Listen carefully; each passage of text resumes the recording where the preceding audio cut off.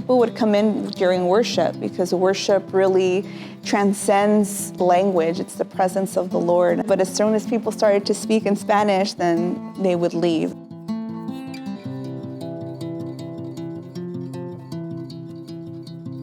A lot of Hispanic churches with sons and daughters that have been displaced over the years. These sons and daughters have drifted away from church. We need to do something about this.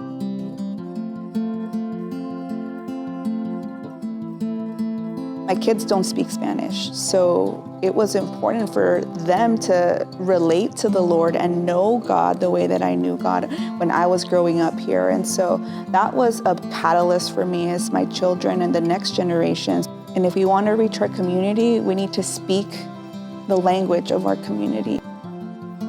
Palmdale grabbed our attention because it has a dispersed, younger community that is no longer going to church. We're praying that the Lord would use us in reaching these sons and daughters. They can return back to a church and not feel as if they are forsaking tradition, the traditional view of what church would be like, but we're reaching them at their point of reference and the way that they would best receive a communicated word from the Lord.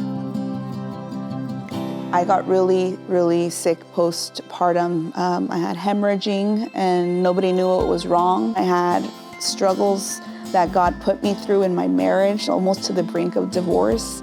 After that, my son got really, really sick. I thank God in His mercy and in His love, He allowed me to go through all of these things to prepare me to launch and to have that vision and that heart for what was going to happen here at Salt and Light Church. I just feel like God tests us in the wilderness to see if we're capable for the promised land.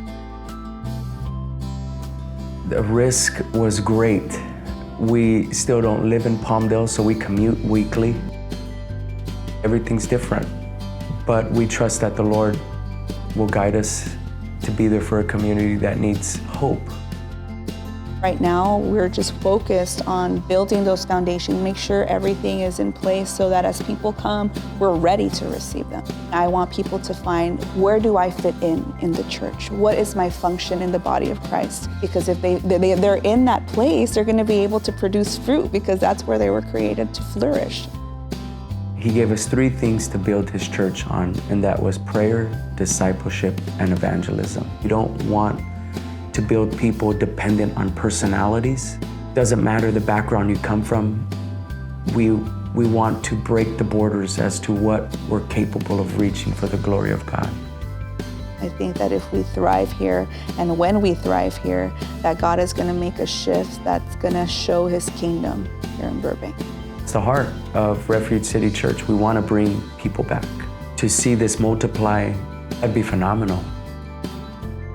You're taking God's presence everywhere. The multiplication of us being salt everywhere we go, we're gonna impact people all around us, and God only knows what He's going to do with that. When we're abounding in His Spirit, there's no limits. God just wants us to be available.